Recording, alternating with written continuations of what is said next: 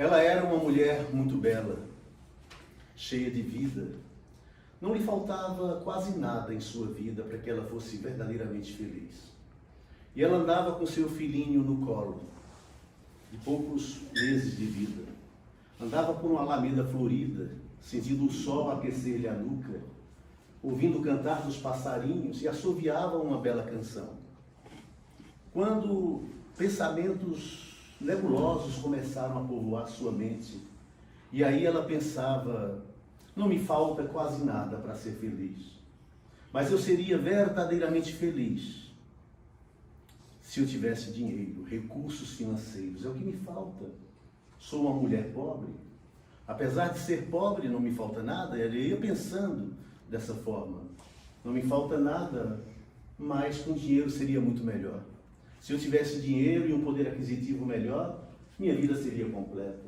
E assim ela foi pensando, assoviando uma suave canção, quando de repente ela escuta uma voz que lhe fala no seu íntimo: mulher, entra na caverna.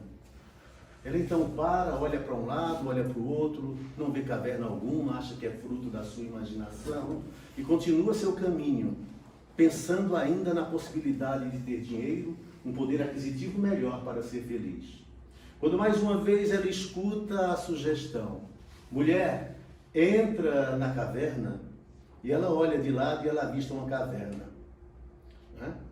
A voz lhe diz então: entre e você vai encontrar tudo o que você precisa na caverna.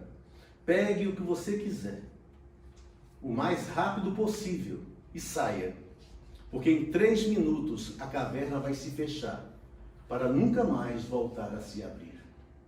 Ela então adentra na caverna, olha e vê ouro de todo tipo, rubis, esmeralda, diamantes, uma verdadeira riqueza, um tesouro incomensurável.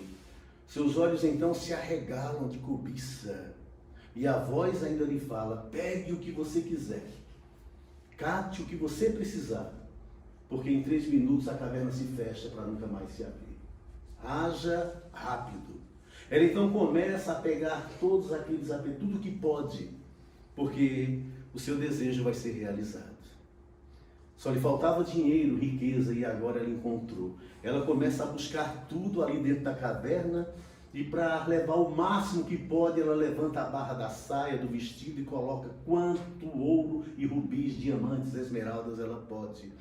Quando a voz lhe fala nos ouvidos: só falta 10 segundos, e aí ela sai rapidamente da caverna, a porta se fecha para nunca mais se abrir, e aí ela cai genuflexa, de joelhos, chorando, porque esqueceu seu filho amado lá dentro. É mais ou menos assim a trajetória de um dependente químico. Muitas vezes ele tem tudo na vida para ser feliz. Uma família estruturada, não lhe falta nada do ponto de vista material, ele tem tudo, mas ao adentrar na caverna da dependência química, os seus olhos ficam arregalados de cobiça pelas sensações e o prazer que as drogas proporcionam. Nunca diga para o seu filho que droga é ruim. Nunca diga para seu filho que maconha é horrível, que bebida alcoólica não presta. Nunca diga. Porque um dia um traficante vai dizer que você estava errado, e que a droga é boa, e que a maconha é boa, e que a bebida é boa, e ele vai usar e vai pensar: meu pai mentiu para mim, minha mãe mentiu para mim, a droga é boa. Pelas sensações e pelo que ela provoca no nosso sistema nervoso central, que é o cérebro, o seu principal órgão. Mas as drogas sempre existiram na humanidade. O ser humano sempre gostou de substâncias que alterassem o seu humor, que lhe desse prazeres efêmeros e passageiros, sensação de felicidade. Sempre foi assim na humanidade. Sabe por quê? Porque as drogas têm uma substância chamada opioide andrógeno, que é um neurotransmissor de endorfina. Endorfina é a substância do prazer. Nós podemos produzir endorfina para sermos felizes e termos prazer na vida de forma natural. Mas todo processo natural na vida, ele é lento. Então, pela lei do menor esforço, pela nossa ansiedade, pela pressa de ter prazer ou ser feliz, a gente usa drogas. Porque drogas produzem endorfina em quantidade acelerada no nosso cérebro. Por isso que as pessoas gostam tanto. O ser humano sempre gostou dessa substância que altera o seu humor. Porque é um atalho para ser feliz, entre aspas, que ele acha, né? Ele quer ser feliz e as drogas, de imediato, nos traz essa ilusão, né? O achado mais antigo que a arqueologia encontrou sobre dependência química no passado foi de uma placa que eles supõem ter sido de um túmulo de um egípcio, né? de um faraó egípcio. Na placa dizia assim: sua vida foi dissipada pelo consumo excessivo da cerveja e do vinho. Seu espírito foi arrebatado antes do tempo. Interessante, não?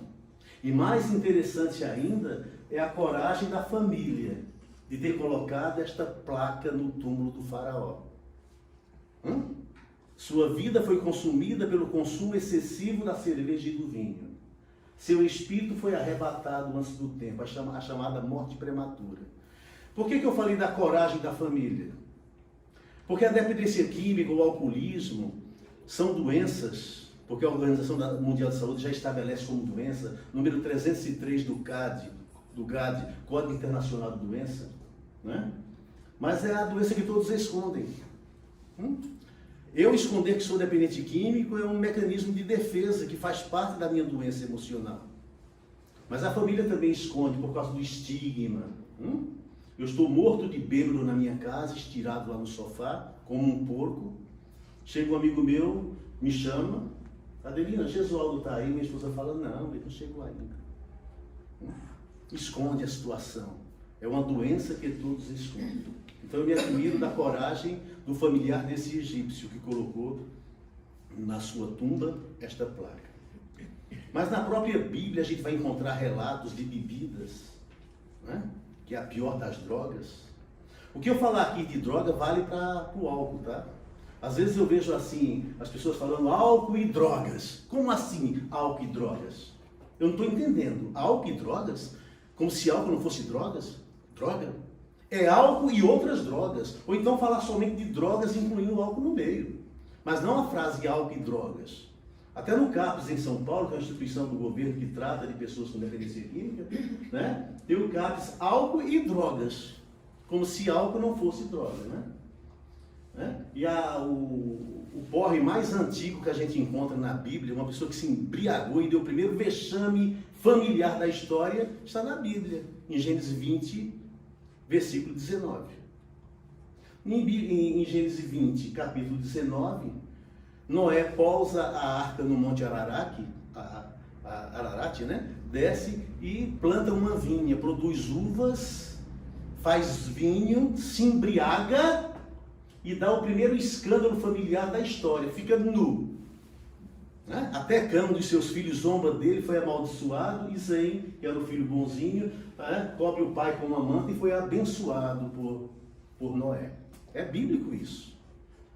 Plantou vinho, plantou uva, fez vinho e deu o primeiro vexame histórico da terra, né? Tem até uma história que conta-se que quando Noé estava produzindo, plantando a vinha, o diabo, o tinhoso, o encardido, apareceu para ele e disse: Noé, o que plantas? Ele disse: eu estou plantando uma vinha aqui que produz frutos capitosos, né? Produz uma bebida inebriante. O diabo disse para ele: eu quero ficar sócio. E Noé aceitou a sociedade do tinhoso. E aí ele regou, adubou aquela terra ali, né, com o sangue do macaco. Adubou também aquela terra com os excrementos do leão. E findou adubando aquela terra com a banha do porco. É por isso que o alcoólico, portador da doença do alcoolismo, ele passa por essas três fases da doença. A fase do macaco, onde ele acha que está agradando, e dá vexame em público, Como recentemente eu via na televisão Boris Yeltsin, presidente da União Soviética, da antiga União Soviética, dando vexame em público e sendo filmado para o mundo inteiro ver, beliscando as mulheres, vocês viram? Então é a fase do macaco. Ele acha que está agradando, contando piadas agradáveis, e não está. Acha que está abafando, isso é da natureza do alcoólico mesmo. Aí depois ele continua bebendo, alimentando a doença, porque a doença do alcoolismo, ela é uma doença comportamental. O álcool não tem nada a ver com o alcoolismo. Opa, como assim, Jesus? O álcool não tem nada a ver com o alcoolismo? Não, nada a ver.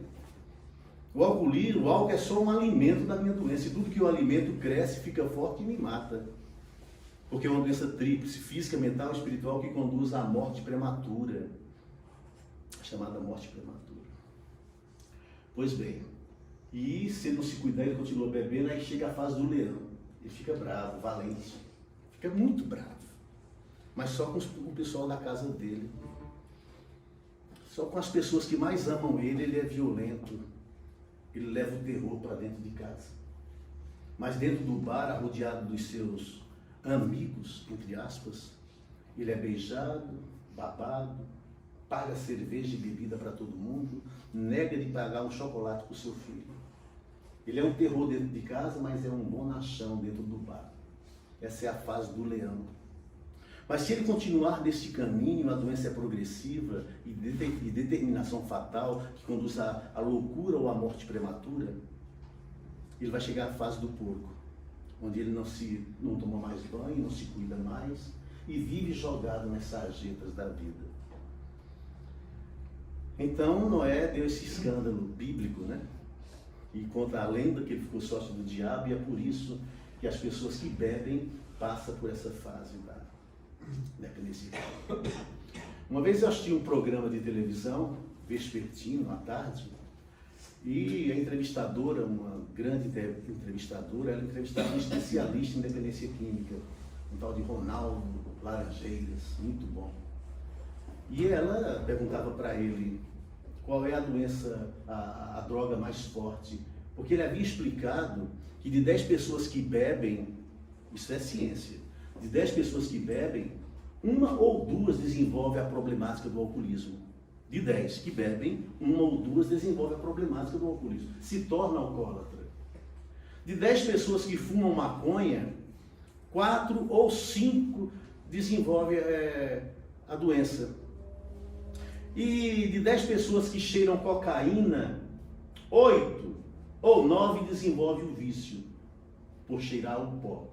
Crack, então, de 10 pessoas que fumam crack é de 9 a 10. É uma substância altamente viciante. Eu já tinha explicado isso. Quando ela perguntou para ele, na sua opinião, doutor, qual é a droga mais forte, mais perigosa? Ele disse, é o álcool.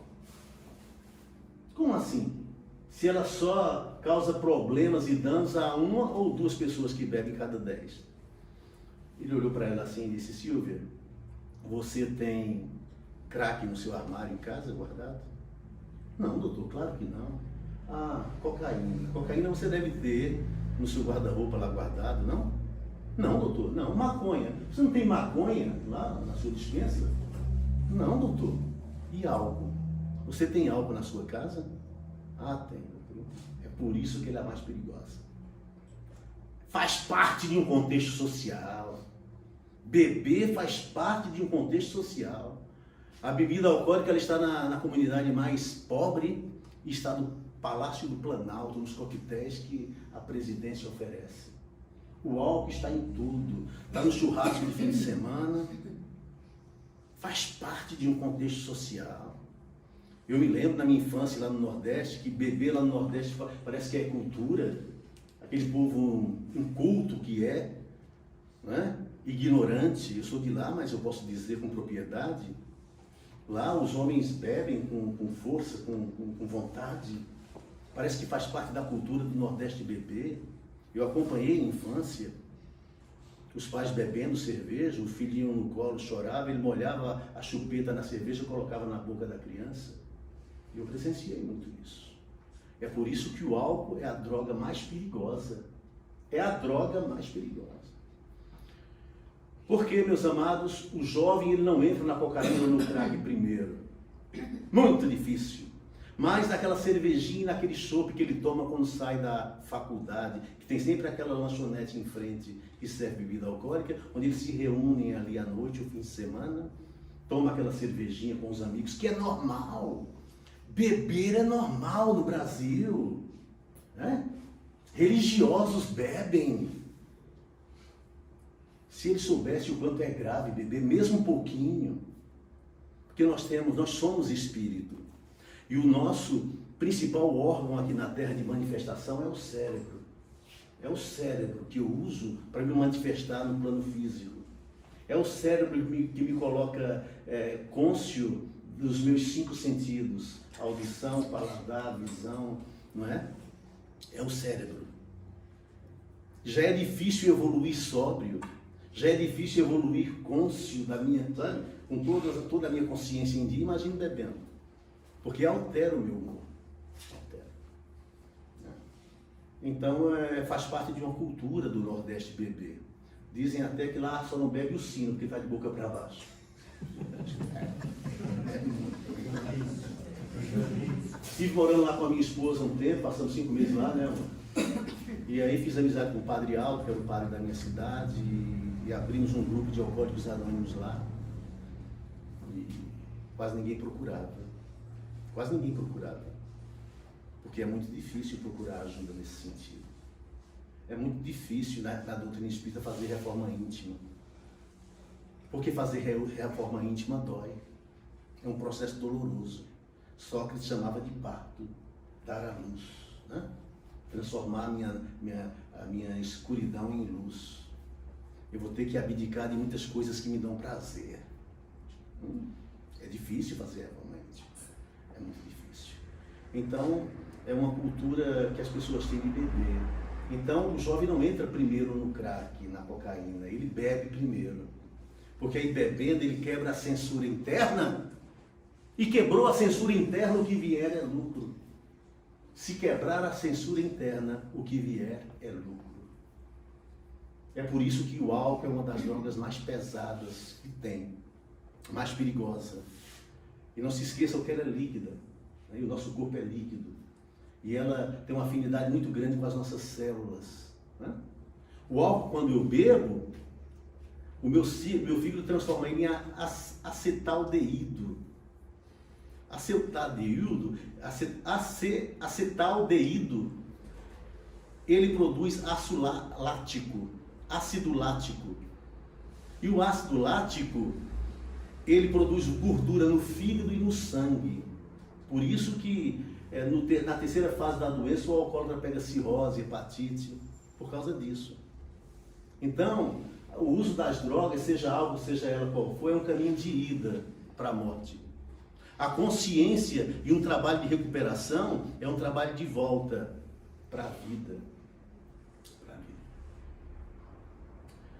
Então é muito difícil. E as drogas, podem ser divididas em 3 classes, 3 categorias. As depressoras, as alucinógenas e as estimulantes. O álcool é uma droga depressora. Muito embora no começo, quando eu bebo, eu fico mais ativo. Mas é por pouco tempo. Se eu dou continuidade à minha forma de beber, com o tempo, as minhas defesas vão minando e aquela resistência para o beber vai diminuindo. E aí passa a ser uma droga depressiva. O alcoólico, a ciência já fala que ele tem uma enzima a mais no fígado. Ele aguenta beber muito. E via de regra a gente vê um dizer para o outro, você não sabe beber, faça como eu, bebo, não fica. É muito difícil um alcoólico que é portador da doença do alcoolismo ficar embriagado. Você vê na rua passar um homem carregando um outro bêbado, acha que o que está sendo carregado é o bêbado, é o alcoólatra, não é o outro, que estava bebendo junto, mas o alcoólico aguentou muito mais, não se embriagou e leva o outro não consegue, não é alcoólico, nunca mais bebe, tem uma ressaca danada, fica com medo e não bebe mais. Mas o outro continua porque é forte, né? Tem uma predisposição para o beber. E é isso que estabelece se a pessoa é ou não. No começo bebe muito e fica bêbado pouco. No final da sua trajetória, ele bebe pouco e fica bêbado muito. É o contrário. Porque tem 3 fases, né? Tanto no alcoolismo como nas outras drogas também, que é a mesma coisa, o alcoólico passa por 3 fases. A primeira fase é aquela onde ele bebe só finais de semana, para alegrar a sua vida, porque ele precisa daquilo como um atalho para encontrar uma certa felicidade. Depois daquela fase maior, onde ele precisa, ele já começa a ficar dependente daquilo, não chega em casa antes de, quando sai do trabalho, sempre passar em algum lugar para beber. É a fase intermediária que leva à terceira fase, que é a da dependência total. Então é o uso, o abuso e a dependência total. E é a doença que todos se escondem, se orgulham né? Via de regra, a gente vê 2 pessoas conversando, dizendo quanto bebeu a semana passada, na segunda-feira na empresa. Eles contam vantagem. Nossa, eu fui no churrasco sábado e domingo, essa bebi todas, como se isso fosse bonito, né? Fazia uma palestra dessa num grupo de alcoólicos anônimos lá em Garanhuns, e estava aberto ao público que não fazia parte da Irmandade dos Alcoólicos Anônimos, né? Aí quando eu falei que o Brasil é o 2º na estatística mundial em uso de álcool, um de lá falou assim, é por causa de vocês, dos Alcoólicos Anônimos. Eu falei, por quê? Ele falou, se não fosse vocês, nós seríamos o primeiro. Doença que todos se escondem, não querem ser, não tem percebimento, sabe? Teve um outro que falou que quando Galileu Galilei descobriu que a Terra girava, só veio comprovar o que eles já sabiam. É desse jeito. O cara vai no médico, né? Todo chatinho, sabe quando está todo empapuzado, parece um pão doce, chatinho, cheirando a álcool. Ele vai.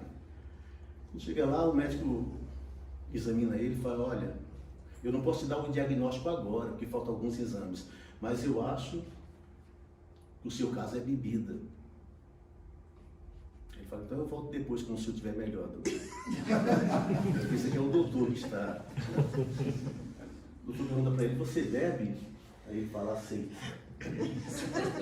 não tem percebimento. O alcoólico, o dependente químico, ele não vê a sua própria realidade. Todos veem.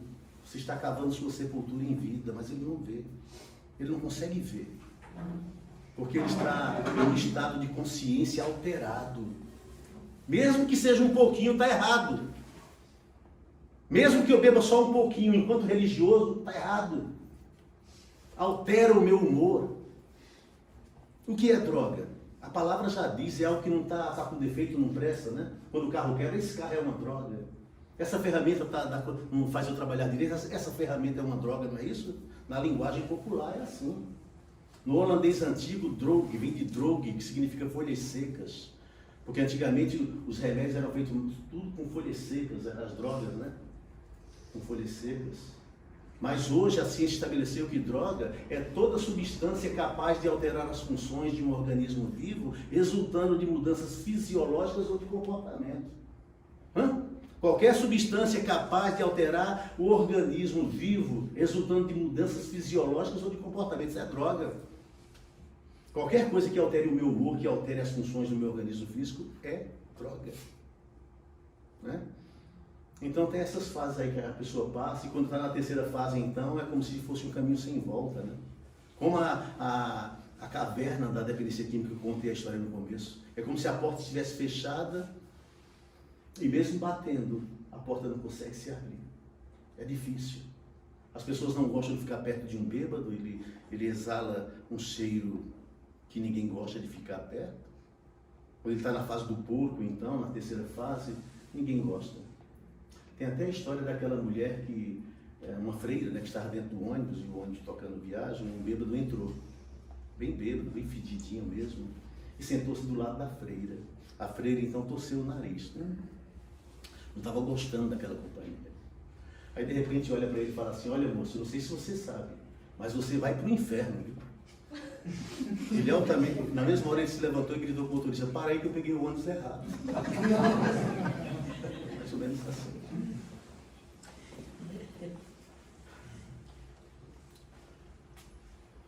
E é uma cultura que todo mundo defende, né? Beber faz parte de um contexto social terrível. E tem como fundamento, tanto o álcool como outras drogas, o egoísmo. O egoísmo. O egoísmo que faz parte da sociedade humana. Todos nós temos egoísmo, orgulho, nós somos mais sombra do que luz. Nós temos luz também, porque somos filhos de Deus, que é luz universal. Mas desenvolvemos muita sombra em nós mesmos. E a pior dela, os dois grandes flagelos da humanidade, como reza a doutrina espírita, é o orgulho e o egoísmo. Porque, como pano de fundo, eu tenho a dependência química como egoísmo? Eu levanto o edifício da minha dependência química tendo como fundamento o egoísmo. Porque, como pano de fundo do egoísmo, eu tenho a insatisfação. Uma pessoa que não está satisfeita consigo mesma. Está faltando alguma coisa, como faltava a mulher da história. Dinheiro. Ao jovem que tem tudo na família para ser feliz, mas de repente para ele falta alguma coisa. Isso chama-se insatisfação. Aí ele bebe. Aí ele começa bebendo, para depois usar outras drogas.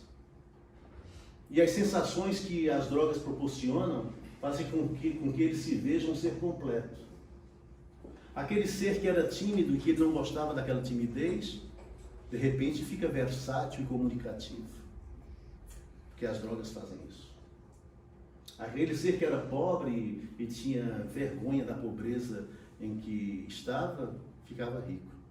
Vocês já viram um bêbado pobre? Não tem. Todos eles são ricos, são completos. Então, vou parar para quê, né? Eu vou parar para quê? Se produz endorfina, que é a substância do prazer. Claro que isso pode ser produzido de forma natural. A gente está com a pessoa que a gente ama ao lado, está produzindo endorfina. O atleta que está praticando um esporte que gosta, está produzindo endorfina. Está tendo satisfação de vida, felicidade, de forma natural. Mas pela lei do menor esforço, a droga que produz opioide andrógeno, que é um neurotransmissor do prazer em quantidade acelerada, é mais fácil, né? É um atalho para ser feliz, para as coisas que eu acho que é legal. Então a gente vai bebendo, vai usando droga. Quando chega na terceira fase, fica difícil de voltar. Fica muito difícil de voltar. É como diz aquela música do Roberto Carlos, que você já até deve conhecer, o Careta, né? É até um alerta para quem usa droga, para quem bebe. Abro a camisa e encaro esse mundo de frente. Olho para a vida sem medo, sabendo onde vou. Digo que não quero, passo batido, acelero. São outras coisas que mexem com a minha cabeça. Meu grande barato é o cheiro da brisa do mar. Viajo na luz sagrada do meu coração. Viajo na luz das estrelas e fico feliz só de vê-las. E fico feliz de ser esse grande careta. Às vezes, quem sabe de tudo tem mais para saber. Que a porta tão larga na entrada se estreita depois. E quando lá dentro se apaga a luz da estrada perdida, é duro esmurrar as paredes buscando a saída. De volta para a vida. Talvez vocês achem uma droga essas coisas que eu falo, mas certas verdades nem sempre são fáceis de ouvir. Não custa pensar no que eu digo. Eu só quero ser seu amigo, mas pense no grande barato de ser um careta. Droga, quem afinal é você? Que está se acabando e não vê que a vida oferece outras coisas. Droga, por tudo, por nada e por quê? Nadar nessa praia para quê? Você não merece essas coisas. Então é um alerta. E quando lá dentro se apaga a luz da estrada perdida, é duro esmurrar as paredes buscando a saída. De volta à vida. Há um tempo atrás, tinha uma propaganda na televisão que quem é da minha idade mais ou menos, ou um pouco mais novo que eu, já viu, que fazia propaganda antidroga, o governo fazia isso. E aí aparecia a frase, drogas, um caminho sem volta, lembra? Foi proibido. Porque eu estava usando uma droga, eu estava bebendo e via essa propaganda, droga, um caminho sem volta. Bom, se não tem volta, eu vou continuar bebendo. Não tem volta. Então eles acharam que era muito perniciosa aquela frase. Estava equivocado, estava errado. Tiraram a frase. Porque, diferente da caverna que eu contei no começo, tem volta. Tem volta. É que é um esforço muito grande, uma vontade da pessoa de sair daquela situação e ajuda. No que tange a dependência química, sozinho fica muito difícil. fica muito difícil. Mas um trabalho de ajuda é muito mais fácil. Se de repente esse carro meu aí da frente enguiçar quando eu for sair, eu não consigo empurrá-lo sozinho até uma ajuda, até um posto de combustível, até uma oficina, consigo? É muito difícil. Mas se todos vocês disserem, não, Jesus, a gente vai te ajudar, fica muito mais fácil juntos, né? Então, no que tange a doença da dependência química, é assim também, meus amados. É desse jeito. Precisa de ajuda. É muito difícil ficar parado sozinho. E se as pessoas param de beber ou de usar drogas sozinho, eles vão ter sempre aquelas chamadas bebedeiras secas. Porque, como eu disse agora há pouco, o álcool não tem nada a ver com o alcoolismo. Nada a ver. É uma doença comportamental. O álcool é só um alimento dessa minha doença que me mata, que me leva à sepultura. Mas eu posso ter as chamadas bebedeiras secas ou recaídas emocionais. Continuo sendo um tirano em casa. Muitas vezes as pessoas iniciam um trabalho de recuperação, de psicoterapia de grupo com alcoólicos anônimos, mas não entram no processo de recuperação, chegam em casa, é um tirano da mesma forma que eram antes. Só que isso é terrível, porque antes ele conseguia colocar a culpa de tudo que fazia de errado no álcool. Agora ele está sem beber, vai pôr a culpa em quem? Às vezes a esposa chega perto dele e fala, vai, dá um beijo aqui, deixa eu ver, você está cheirando a álcool. Você não bebeu não, mas está bêbado. São as chamadas bebedeiras secas, das emoções. O orgulho, o egoísmo e outros defeitos, ou chamados pecados capitais, a humanidade tem, meus amados. Mas todos esses defeitos são mais exacerbados no dependente químico. Porque ele se esquece dele mesmo quando ele começa a usar a substância, e aí exacerba cada vez mais esses defeitos. Porque ele não liga mais para se mudar, para ser melhor. Esses defeitos só vai crescer no dependente químico. Então é preciso querer primeiro. Né? Num trabalho de terapia, onde a gente ajuda as pessoas com dependência química, a pessoa chega lá, ou então no atendimento fraterno da casa espírita, onde eu realizo, minha esposa realiza, de repente chega alguém e fala, Jesus, pelo amor de Deus, ajuda meu filho, ele está morrendo de beber, de fumar maconha, de cheirar cocaína. Eu falo, sim, se eu puder eu ajudo mesmo, mas a senhora quer que ele pare de usar? Ah, eu quero, é o que eu mais anelo na vida, é que ele pare de beber. O patrão dele também, né? Deve querer. O patrão dele adoraria se ele parasse de beber. E ele, quer parar? Ele eu acho que não quer não, Jesus. Então não vai ter jeito, filha. Desculpa, mas não vai ter jeito. Porque Deus respeita o nosso livre-arbítrio. Respeita mesmo. Nós temos o livre-arbítrio. Liberdade de escolha. E se ele não quer parar de beber, nem Deus ajuda. Nem Deus ajuda. Não tem como. Porque a porta do coração só abre por dentro. Sabe aquele quadro do Holly Hunter? Vocês já viram? Que é Jesus com uma lanterna na mão esquerda batendo numa porta, né? Com a mão direita. Quando ele expôs aquele quadro, ficou milionário, Holly Hunter. Depois já houve várias cópias desse quadro que a gente vê comumente por aí. Ele, quando colocou esse quadro em exposição, todo mundo gostando muito do quadro, mas tem um curioso, né? Um jornalista curioso que olhou o quadro assim, chegou para ele e falou, olha, Hunter, o teu quadro é muito bonito, só que está com defeito. Aí ele falou, qual é o defeito? Ele falou, não tem maçaneta na porta. Esse é o defeito? Então está perfeito, porque essa porta representa a porta do coração, só abre por dentro. Como está lá em Apocalipse, capítulo 3. Eis que eu me encontro à porta e bato. Se alguém ouvir minha voz e abrir, eu entrarei e cearei com ele. Vocês sabiam que o Apocalipse é o único evangelho escrito por Jesus? Os 4 evangelhos sinóticos, que a teologia escolheu, aqueles 4, Lucas, Mateus, João e Marcos, né? Foi escrito segundo aqueles apóstolos, mas o Apocalipse é de Jesus mesmo? É o único evangelho que é de Jesus? Escrito pelas mãos mediúnicas de João na ilha de Patmos? Todas as informações passadas diretas por Jesus, eu adoro. Eis que eu me encontro à porta e bato. Se alguém ouvir minha voz, abrirá, e eu entrarei e cearei com ele. Jesus não violenta a porta de ninguém, só se abrir. Para a dependência química é assim também. É desse jeito. É preciso abrir a porta. Porque Deus está no macro, mas está no micro. Nós somos filhos de Deus. Nós temos um DNA divino. Sabe por que está escrito na Bíblia que nós somos feitos à imagem e semelhança de Deus? Porque na época não existia a palavra genética. Porque se existisse, Moisés teria escrito: somos geneticamente filhos de Deus, filhos do Altíssimo. Nós somos filhos de Deus. Nós temos luz dentro de nós. Jesus disse que o reino de Deus estava dentro de nós. Não iríamos dizer ei-lo aqui ou ei-lo acolá, mas dentro de nós. Se é o reino dele, ele está dentro, não é? Paulo escreve lá aos Coríntios: não sabeis que sois templo do Espírito Santo? Que o Espírito de Deus habita em vós? Está dentro. Às vezes as pessoas procuram fora o que está dentro. Uma introspecção e uma dilatação do meu perispírito em forma de pensamento e de humildade, eu me aproximo muito mais de Deus que está dentro. Eu procuro fora o que está dentro. Acima, né? Mãos postas olhando para cima. Como? Se o meu irmão japonês está fazendo a mesma coisa, está olhando para baixo. E aí? A ciência já provou que não existe em cima e embaixo no universo. É tudo ilusão. É dentro.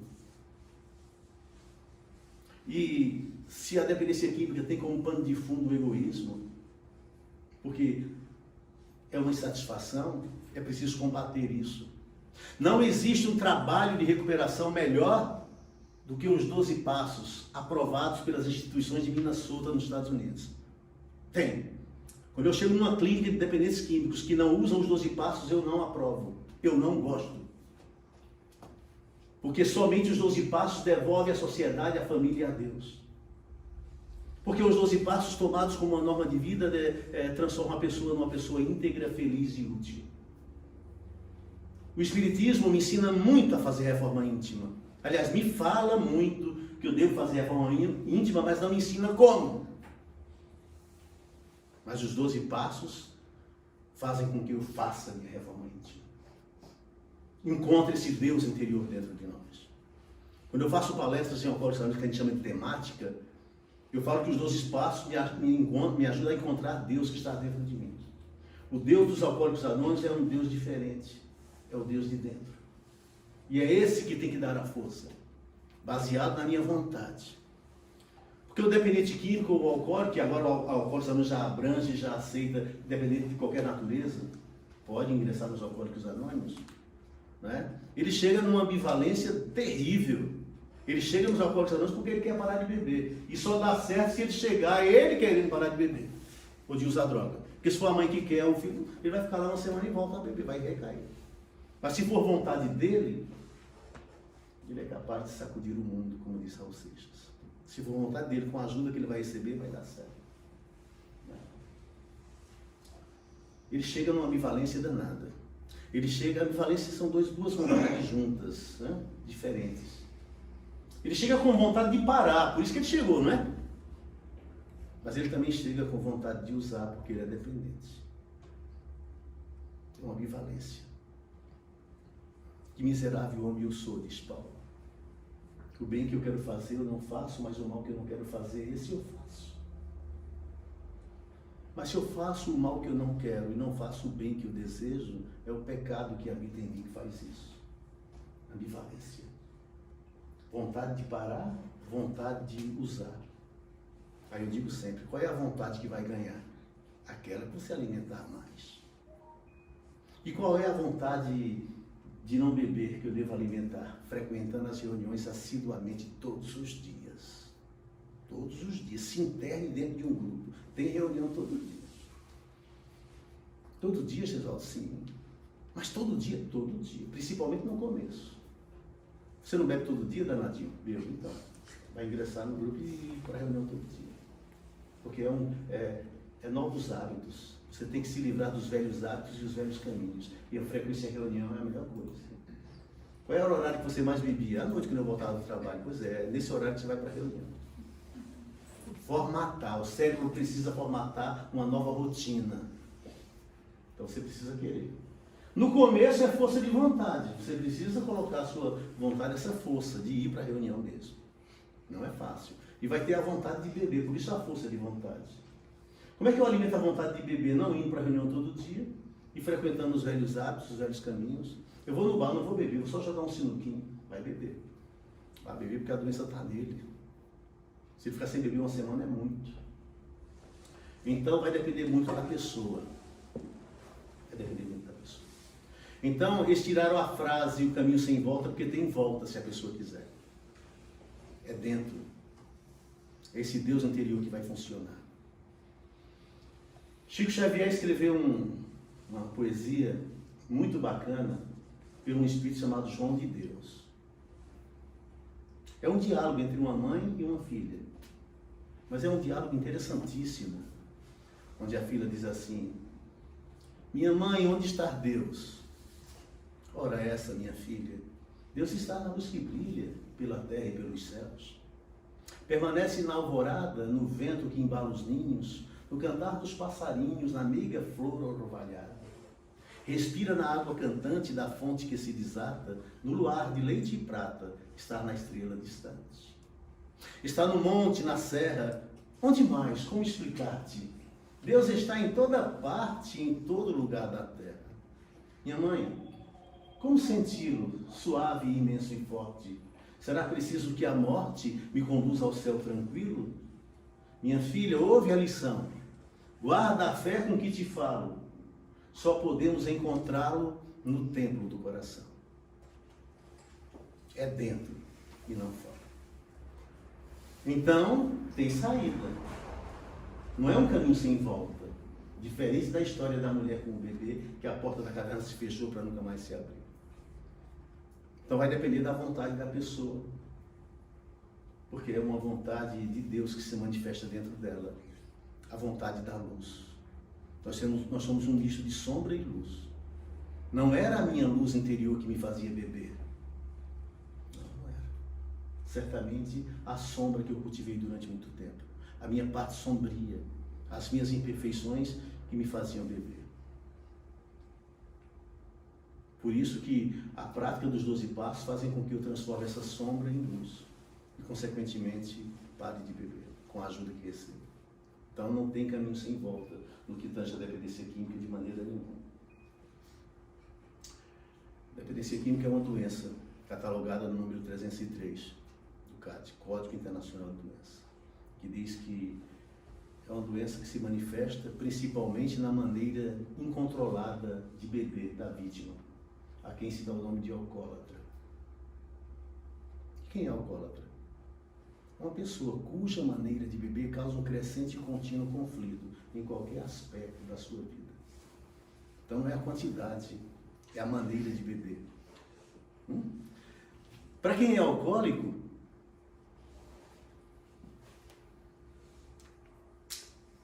um dedal é muito. Um dedal de qualquer bebida alcoólica. Sabe dedal que a costureira usa para não machucar o dedo? Um dedal é muito.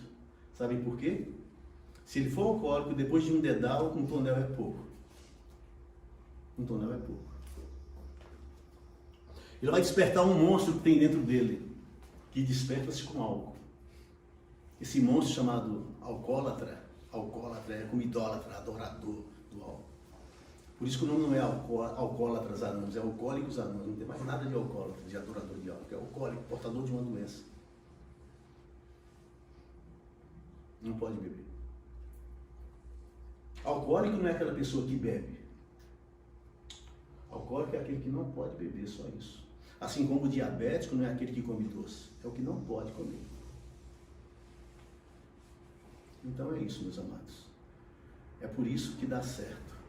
Quando a gente faz reforma íntima, quando a gente se melhora para ajudar outras pessoas. Por isso que a reforma íntima é extremamente importante para o médium espírita. Porque cada um só dá o que tem.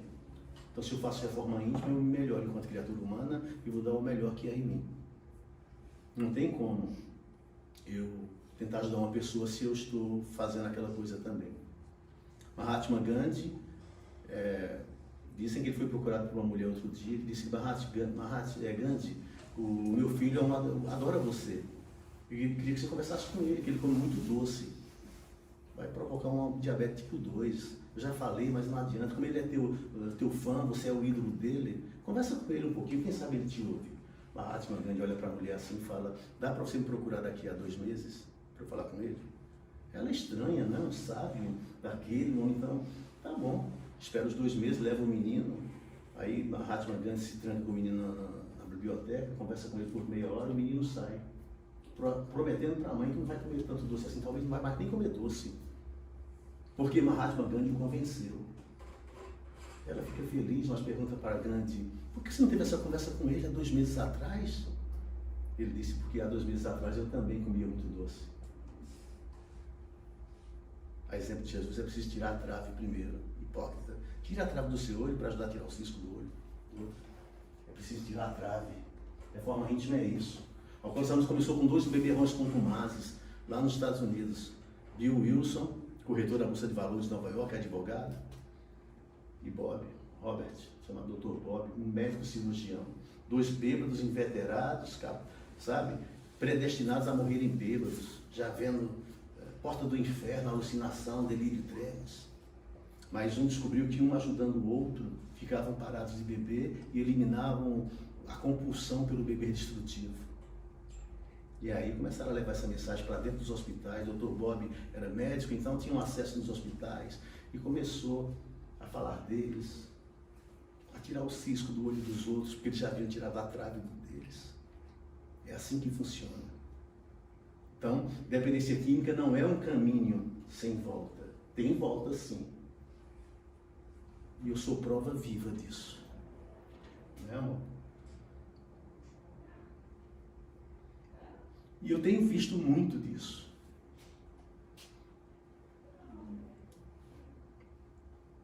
Então hoje a minha vida é essa. É dar de graça o que de graça eu recebi.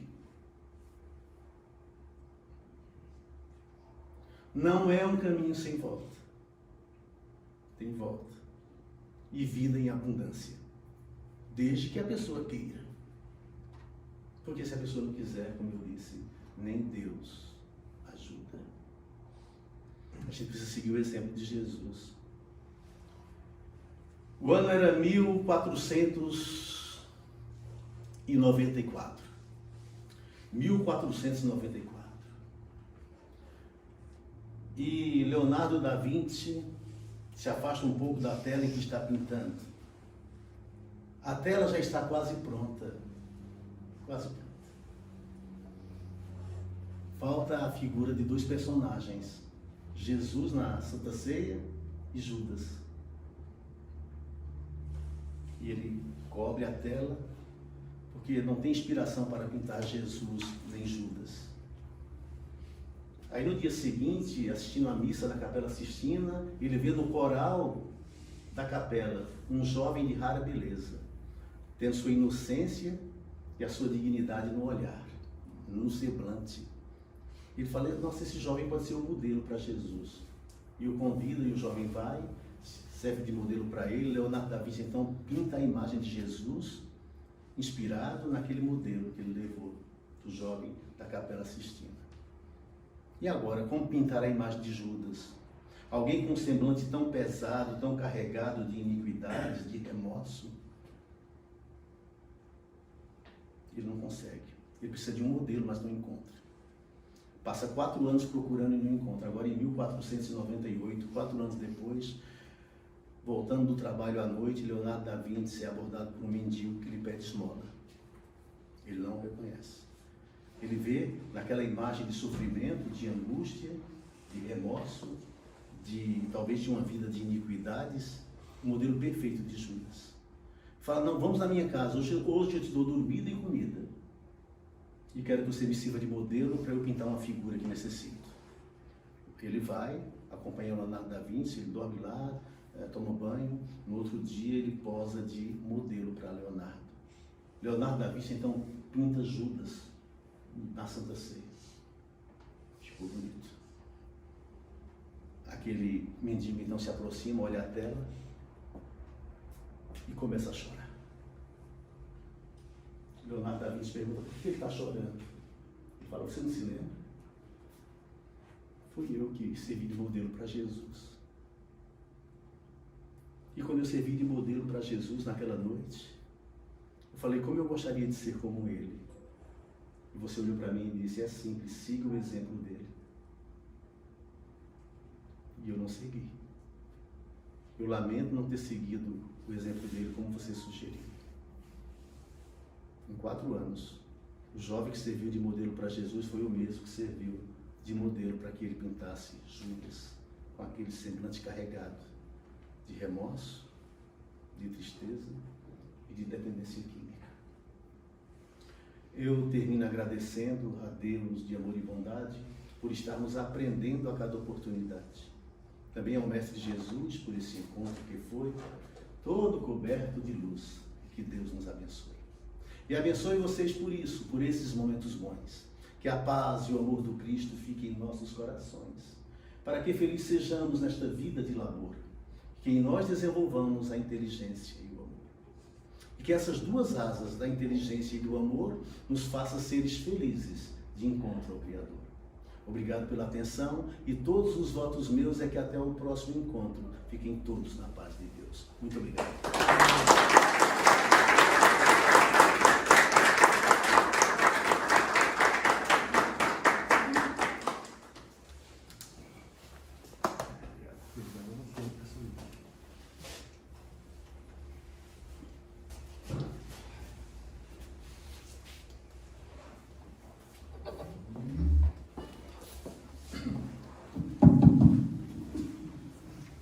Não tem muito o que falar, né? A não ser agradecer. Você tem o endereço de Gandhi aí? Continuo comendo doce ainda, não consegui largar. Estou precisando de um contatinho básico. Tem mais alguns aí que estão querendo também. Mas eu vou criar vergonha na cara da minha mulher. Eu vou falar escondido que ela cobra depois. Está gravado, viu? Ela vai fazer o encerramento. Depois o Paulo vai querer falar. Então vamos lá, né, gente? Gratidão, Gesualdo, nosso amigo Gesualdo, escritor, poeta. Depois você deixa o seu canal, o pessoal se inscrever. Gesualdo Costa no YouTube, tá, gente? Procura lá, se inscreve, porque ele tem muitas palestras maravilhosas como esta, tá bom? Então vamos fechando os nossos olhos e vamos agradecendo a Deus, nosso Pai, a Jesus, nosso Mestre Maior, agradecendo a nossa querida Mãe Maria, agradecendo aos mentores da casa, aos nossos mentores individuais, agradecendo sempre tantas bênçãos que recebemos, agradecendo esse amor grandioso do Pai, do Mestre Jesus, por cada um de nós. E sim, temos a força necessária, temos a centelha divina que nos direciona. Por isso, vamos ficar atentos às nossas vidas e buscar seguir o caminho do amor. Nesse momento, vamos receber o passe espiritual, pedindo que os nossos mentores se aproximem de nós e nos envolva com muita luz, amor, paz, que possamos receber nesse momento tudo aquilo que mais precisamos, o equilíbrio para o nosso corpo físico e para o nosso espírito.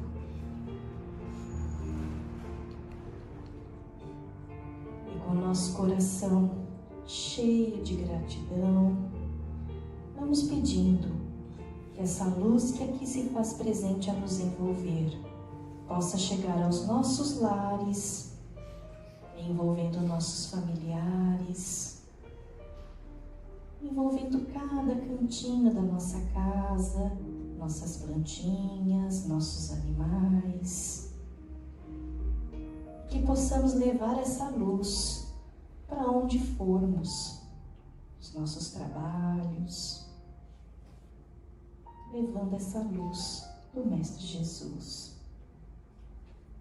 E com o coração cheio de amor e gratidão, vamos encerrando a palestra de hoje, fazendo juntos a prece que o Mestre Jesus nos ensinou. Pai nosso que estais nos céus, santificado seja o vosso nome. Venha a nós o vosso reino. Seja feita a vossa vontade,